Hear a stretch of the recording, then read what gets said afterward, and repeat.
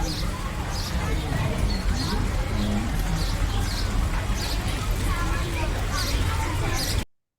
everyone. I'd like to welcome everybody to tonight's session. We would like you to take a moment to introduce yourself in the chat. You can also add your name, your pronouns, and what you would wish to share about your community, organization, or your neighborhood. Tonight, we'll do a team introduction, and some tech needs, and we'll also be recording the first part as Aisha had shared earlier. And then later on in the Q&A, we'll stop the recording. Before we introduce ourselves as the staff, Park people, we're going to do a little poll that we'll do at the beginning, and then we'll do again towards the end, or the end of our presenting. Wally, can you share the poll, please? Yep. Thank you. So we'd like to know how everybody's feeling tonight. So in our poll, could you either press, or if you're feeling challenged, tired, same as always, or feeling motivated? We'll give everybody a moment to enter those. As we enter these, the poll, I'll introduce myself. My name's Cindy. Usually when you get an email from me, it comes up Cynthia, but I usually go by Cindy. I am the senior project manager at Park People, and one of the programs that I work with is the Into the Ravines. And I will pass it on to Aisha while we continue to see everybody's lovely feedback on the polls. Yes, thank you everyone for participating in the poll. Yeah, I'm Aisha. I'm the project manager of the Toronto team. I work closely with Cindy on many of the programs. You've probably gotten emails from me or WhatsApp messages as well if you're in the WhatsApp Sparking Change group. And yeah, I'll just pass it to Waleed as well. And I see people introducing themselves in the chat. So welcome everyone. Thank you for joining us. Hi there, everyone. I'm Waleed. I'm an administrative coordinator here at Park People that does a lot of the financial stuff. So you may see emails from me, or if you're expecting payment, I will be the person contacting you. And just a little note, as we do go over the slides, feel free to add in your questions into the chat or just hold on to them because we will also have a Q&A at the end of the session. Thank you, Wally. Could you share with everybody now the poll and how we're all feeling? So in our results, we're feeling in between from challenged and tired. A little bit of same as always, but we're feeling very motivated tonight. So we'll also be sharing this at the end of our presentation. But for now, I just wanted to share that if anybody at any time find that they want to network with another community member that's online towards the end, we can put you in a breakout room together, but right at the end after the Q&A session. Thanks. And I will pass it on to, oh no, I think Yeah. it's me again. Sorry about that. So another piece that I'd like to introduce to you before we start presenting about the grants is about Clean Toronto Together. So Clean Toronto Together joins groups across the city and helps clean up in your local park or ravines. Each year, Clean Toronto Together, this is a city annual's spring cleanup weekend, brings together over 200,000 residents and community groups, schools, and businesses to help clean public spaces. This year's spring cleanup will take place between April 19th and 22nd. So if you'd like to join a park cleanup or like to host a park cleanup, you can register in the chat. We're sharing the link to go to register with the Clean Toronto Together website. We'll also put in the chat a link if you'd like to have some free bags that will be mailed to you. But with that, we have a limit of bags that we can share. So please sign up before April 11th. And I will pass it on to Aisha. Thank you, Cindy. So, yeah, I just wanted to share a quick overview about what we're going to be talking about today. And I see again people coming in and introducing themselves. So, hi everyone. So, yeah, we're going to have time for questions at the end. But like Waleed said, you can hold on to them until then. We also have some of the questions that we received in the Zoom registration, which we'll be addressing at that point. So we are going to be having a break, but this is kind of a overall breakdown of what we're going to be discussing today about the microgrants. So there is some more information to stick around for after the break. So we request that if you're able to stay on to hear the number 8, that would be great. And also I just wanted to remind and recommend to everyone to please read the Q&A on our website and all the resources on our website about the microgrants. In addition to applying, thank you for putting in the chat, Waleed, because there's a lot of detailed information there as well, which we will be summarizing tonight, but we think it would be useful for you to take a look there as well. So yeah, first we're going to be talking a little bit about the programs and the microgrants, and then we're going to get into the these details that are on the screen now. So I'm going to pass it on to Cindy to speak about the Into the Ravines microgrants. So the Into the Ravines program or microgrants are a key part of the Into the Ravines program, a collaboration between park people and the City of Toronto. The goal of the microgrants program is to help Torontonians experience the ravines while balancing with the protection, education, and care of ravines. You will play a key role in bringing virtual parts of the City of Toronto's ravine strategy to the ensuring community experience, and be one of a kind champion system, part of the systems of creative and engagement environment focused events. So that would include, if you receive the Interravine Champion Microgrant, you would receive $1,500 to go to host one ravine event for communities based in Toronto.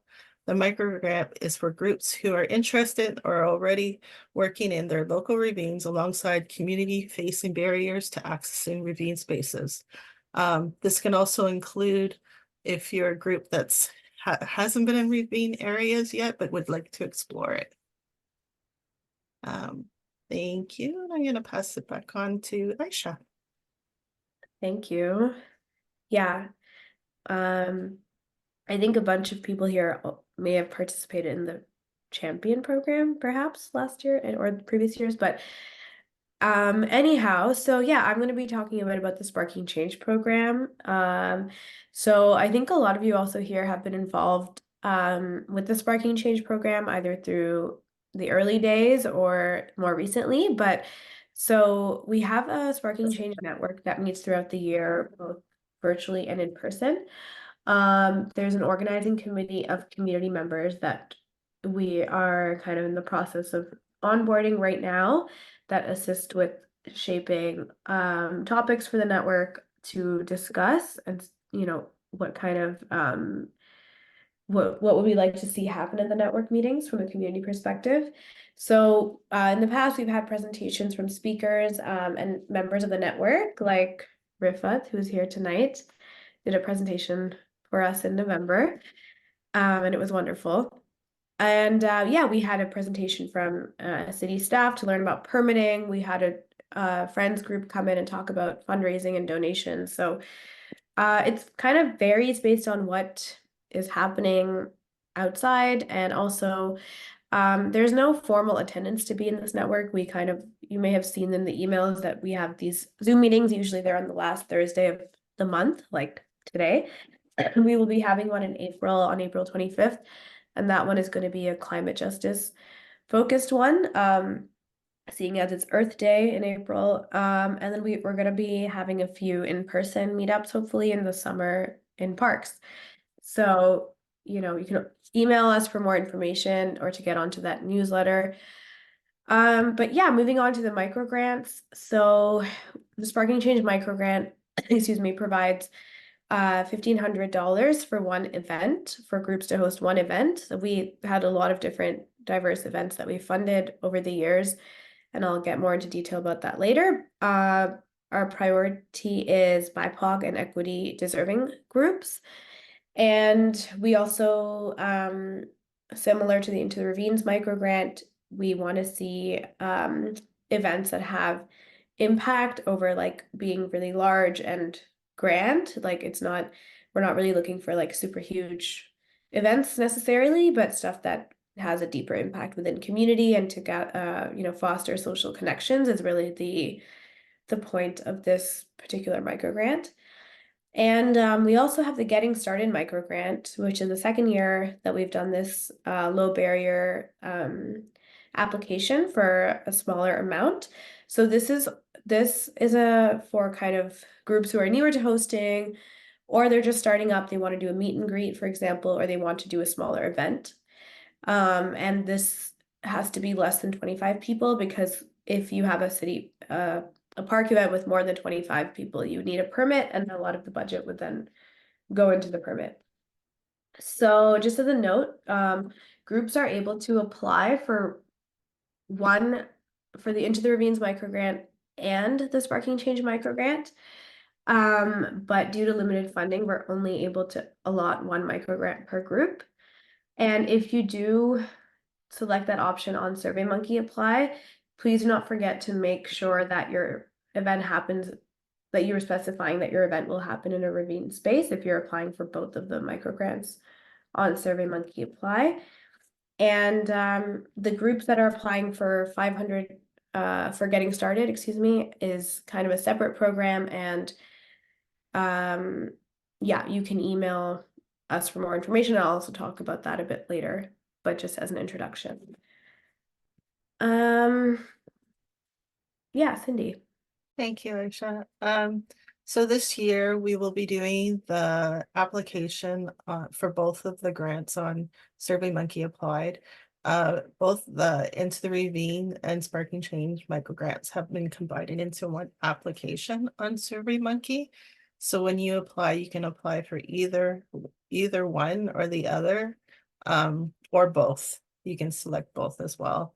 But if you do, please have it clear if it's in a ravine to write the ravine name and address in the event piece, and the same as the park. And if you're gonna do an event for the ravine, it can always be it could start in a park, but then continue into a ravine, or it can start in a ravine and go into a park, vice versa. Yeah, but if you have any, we also have a PDF that you can grab from the Q&A, or you can also reach out to us. We can also supply that. But we also have questions about group values, history, experiences, ideas, partnerships, and an outline on the budget. So, to talk more about it, about the SurveyMonkey Apply, I'm going to pass it on to Aisha. Thank you. Yeah, this is just a quick some screenshots here to show how to access SurveyMonkey Apply. So you'll have to create an account with your name and your email address. They'll send an email to you asking you to confirm. And then sorry, can you do the next slide, please? Thank you. And then you're going to be finding our program, like that's listed in the screenshot. And then you press apply, and then you find the application form. There is a section if you do want to upload additional information, but it's optional, like it's not required for this microgrant application, but there are some people in the past who've uploaded photos of their events or letters of support, but it's not a requirement for this grant. And I just want to say that it's really important to submit the application, because there is two buttons when you're finished. It says mark as complete and submit. So some folks last year pressed mark as complete and did not submit the application. So we never received it in our pile of completed applications, unfortunately. So if you are using SurveyMonkey Apply this year, please make sure that you press submit when you're finalized with your application, because otherwise we won't be able to actually review it, and it won't be considered, unfortunately, because of the system just doesn't let us access it. So yeah, I've seen here that Waleed has put the application guide for more information on SurveyMonkey into the chat. So please, you can take a look at that. I'll also get the link for our SurveyMonkey Apply page, but while I do that, I'll pass it to Cindy to talk about the important dates. So here are some of the important dates to keep in mind for this year's Toronto Microgrants. The application for the SurveyMonkey Apply closes on April 22nd at 4 p.m. So applicants will be notified by the end of May or early June, and successful applicants will receive their direct deposit or checks in mid-June. Events can happen between June to November 1st. So in 2 weeks after your event, we would like to have the evaluation sent back to us by email, or we'll give you a application or a type of form to fill it in for us after you've been accepted. So events can also be done no later than November 1st. Aisha? So we're gonna now talk about the groups that are eligible for the microgrant. So, sorry, 1 second. Yeah, so this is, you can refer to questions 26 to 29 in the Q&A for more information about this, but we have grassroots community groups that are eligible to receive this grant. So including but not limited to volunteer-based park groups, local agencies, resident associations, artist collectives, other collectives, not-for-profits are also eligible to apply, but private businesses are not eligible, and neither are individuals or any level of government. Also, like it says, groups living in the same household are not eligible to receive different microgrants. And one of the pillars of our program is that we prioritize equity deserving groups. So I'm just going to quickly read what Park People's definition of equity deserving is. And this is, again, can be found on the Q&A in question 31, 32, and 33. So equity deserving communities are groups that, due to systemic discrimination, encounter barriers preventing them from having equal access to resources and opportunities as other members of society.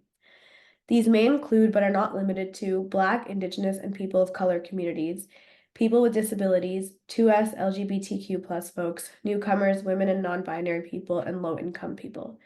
We prioritize equity-deserving groups in our microgranting to recognize the inequitable distribution of resources within the ravine, park, and green spaces sector. To understand our microgrant process, please check out one of our blog posts, which we are able to put that in the chat.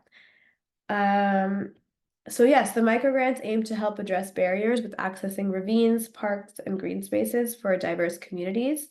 This includes communities with less access to services, education, health, economic, social programs, etc., and where there are significantly greater poverty rates, lower income rates, and or larger newcomer populations, as well as communities living and working in neighborhood improvement areas or emerging neighborhoods.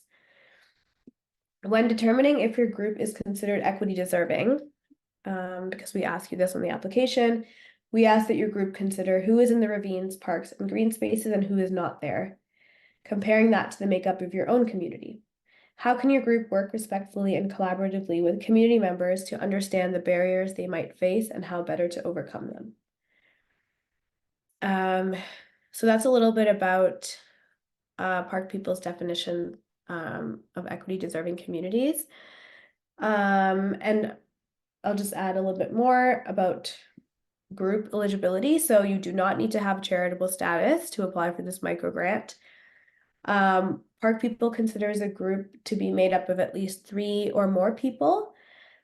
And also something important to us for this microgrant is groups implementing zero waste or sustainable practices in their event, as well as connecting to the ravine strategy that Cindy was talking about earlier. And we also request there to be no like plastic water bottles or styrofoam cups or containers for this microgrant. And then I think Cindy will be talking about the type of spaces we can have our events in. Yeah, so thank you, Aisha. Some type of spaces that we can have the events in can be either in a city park, could be in a ravine area, that also could be called a river or creek. They can also be in green spaces on social housing properties, and other places are also green urban green spaces that are publicly accessed. For the ravines, you can check out, and for all the other spaces as well, you can look onto the City of Toronto's map link that we'll put inside the chat to ensure that there are ravines and parks in those spaces. There's a little bit of a detailed breakdown on our Q&A and how to use this map. If you have any questions, you can always reach out to us at the grants@parkpeople.ca. Aisha. Thank you. Yeah, so I'll be talking about the type of events that can be hosted. So for the purpose of this microgrant, your group will be asked to hold one event with the funding provided. I also just wanted to elaborate a little bit on my previous slide about equity deserving groups. So sometimes we've gotten a question in the past that, am I considered equity deserving if I collaborate with an equity deserving group? And I think it's really on a case-by-case basis, but we would like to see evidence if your group personally does not identify as equity deserving and you would like to collaborate with an equity deserving group, we would like to see evidence of collaboration and partnership and sustained interaction rather than just for the purposes of this microgrant. Or if it is, if you're teaming up with regards to applying for this microgrant, that should be clearly outlined in the application. I think as long as it's communicated clearly, the connection, that would be really important to know. So yeah, moving on to the events. So events must support the ongoing care and protection of green spaces and work on fostering social connections. They can be in person or virtual or hybrid. They have to follow the city's public health guidelines and must be free and open to the public and abide by all local laws and permit requirements. Thank you. So the events can be a combination of an event that your group has already done or a new event as well.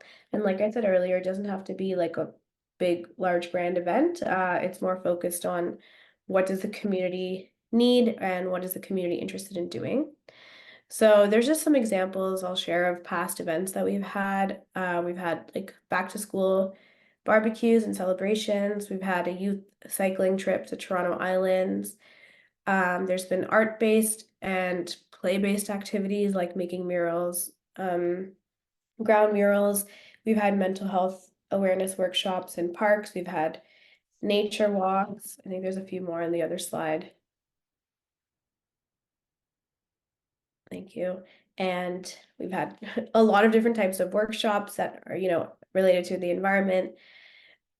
Excuse me. So you can do a climate change workshop or waste sorting workshop, for example, host a nature walk or medicine walk, photo scavenger hunt.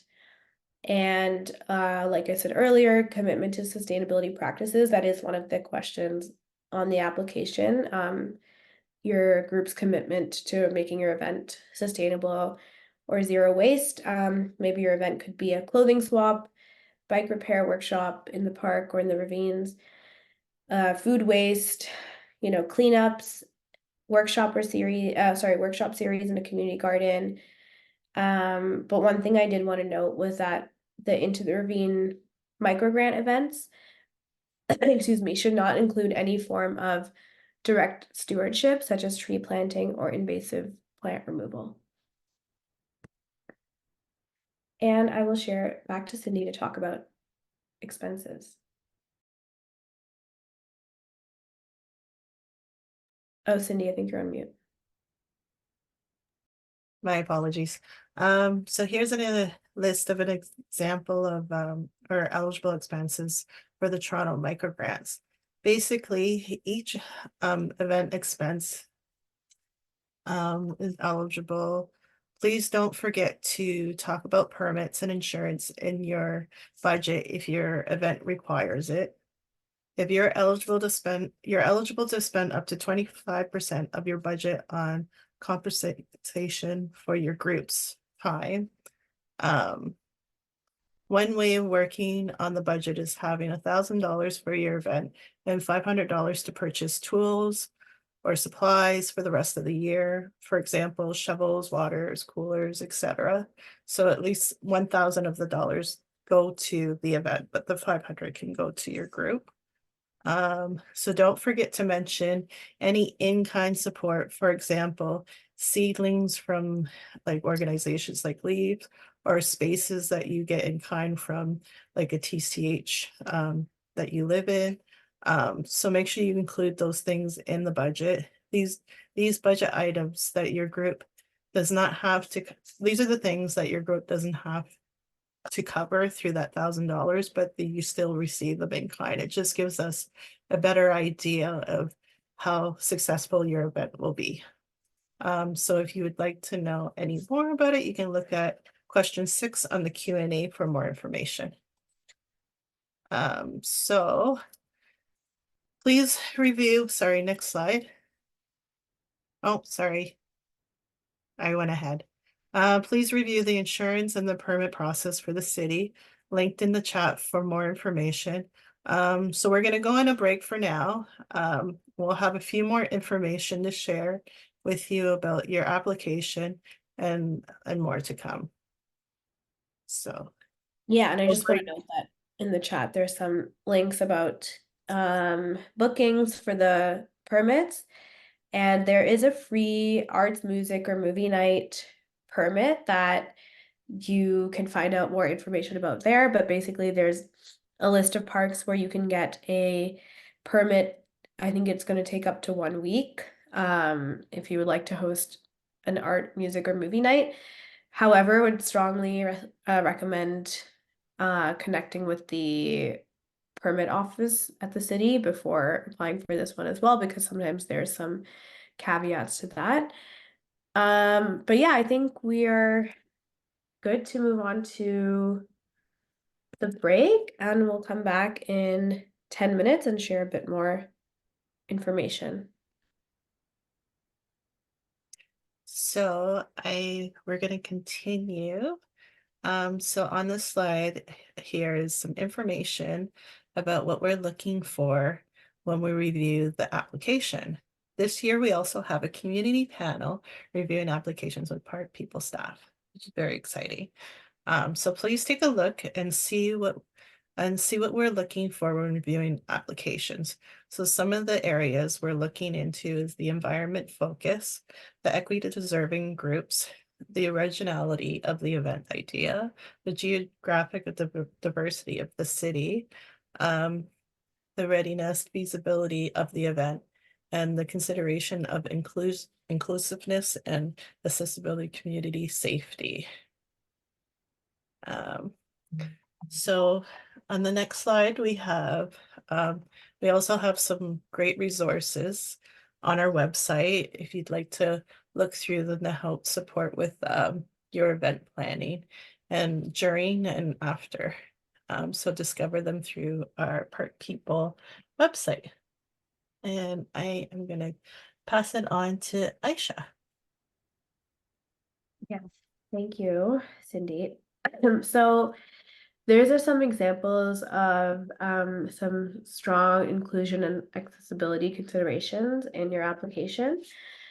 So I'll just read them out quickly. So conducting outreach beyond social media by engaging community leaders, schools, local newspapers, and language centers. Translating promotions into widely spoken languages in your community. Serving vegetarian or vegan or halal or kosher options and excluding food with common allergens. Using gender neutral language and material promotion and presentations. Asking for if participants would like to share their pronouns, having maybe a sign language interpreter or different ways of communicating other than verbal, hosting your event in a wheelchair accessible park, verifying your park or ravine is accessible by public transit, and also considering washrooms, and ensuring that the event description is accessible to all attendees. So this includes different information that you can share with your attendees. And yeah, there's some more information about this in question 34 of the question and answer.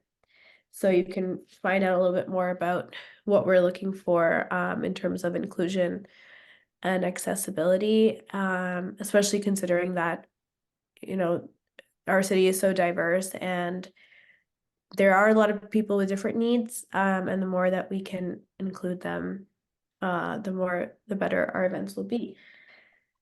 So yeah, okay, so now we've kind of concluded the part about SurveyMonkey Apply and the other two microgrants of 1,500. So now we're going to be talking about what we're calling the Getting Started microgrant, which is for $500. So the deadline for this, please note, it's different than the SurveyMonkey Apply deadline. For the other grant, it's April 19th, which is a Friday at 4 p.m. So I'll just go over some of the criteria for this microgrant. So this microgrant is kind of intended as a low barrier opportunity. So it's done over the phone or on Zoom. The questions are shared with your group in advance. And there's pretty similar questions to what we kind of already discussed before. So about the environmental component of your idea, the group of people that you're working with, your budget, where you would like to hold your event. So it's pretty much this very similar questions, but just for a smaller scale. And like I said earlier, this microgrant is great for a group that is maybe newer and wants to do like a meet and greet or kind of get to know you kind of evening. Or maybe it's a group that's been around for a while that wants to run a smaller event. And like I said earlier, this event will be for groups that are less than 25 people, because if you have more than that, you'll need to use quite a large chunk of the budget for the permit. So yeah, the Getting Started microgrants, as I said before, they're intended as a low barrier opportunity. So we kindly request that groups choosing to apply for this microgrant do not apply for this parking change and intervenes on SurveyMonkey Apply. And yeah, like I said, it's pretty much kind of the same questions, and we will share them with you in advance before the call so that you have a chance to look at them. It's not like a pop quiz or anything. And yeah, you can you can book a call on the link that I believe is in the chat. Thank you. Yes. It's our Calendly link. So if there's some steps to booking a call on that link, but if none of those times work for you, or if you would rather just email us and pick a time the traditional way or call us, that's fine as well. But just offering those different types of options. But yeah, you can use a Calendly to book a call, and then we'll determine whether to use Zoom or the phone or Google Meets for that call. And you can add any questions you have in there. There's actually 3 types of calls that you can book on that link. So there's a general coaching call for any of the grants that you want to apply for. There's also an inquiry call for the Getting Started Microgrant, and then there's the actual application call. So it'll ask you to choose the option that suits your needs most. And like I said, if none of those times work for you, that's listed there, or if the website is really confusing, you can email me at that email that's listed there. That's grants@parkpeople.ca, and we'll work together to find a better time that works for everyone. And yeah, I think that's about it for the Getting Started Microgrant. I'm going to share some next steps with all of you, but I think first we'll do the poll to, like Cindy said, to see, we know how you were all feeling before, but after listening to us talk for a while, and thank you for being such a patient audience. How are you feeling right now?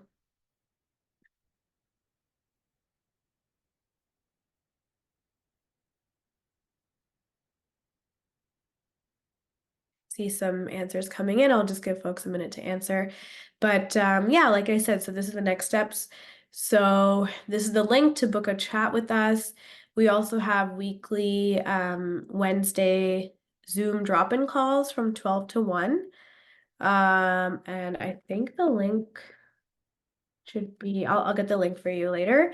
But those don't require registration. You can just drop in and we'll be there, and you can ask us any questions you have. And those end on April 17th. And like I said, there's our Sparking Change meeting coming up on April 25th, and all of you are more than welcome to join, and we'll be sending an email about that as well. And also there is a City of Toronto microgrant, sorry, not microgrant, just regular grant coming up on, the due date is April 3rd. I just wanted to share that with all of you. It is the Community Local Leadership Grant. So you should, if you are interested in doing more of these projects, then I believe Lily just put the link in the chat, so feel free to check that out. So before we move into the Q&A portion, can we share the results?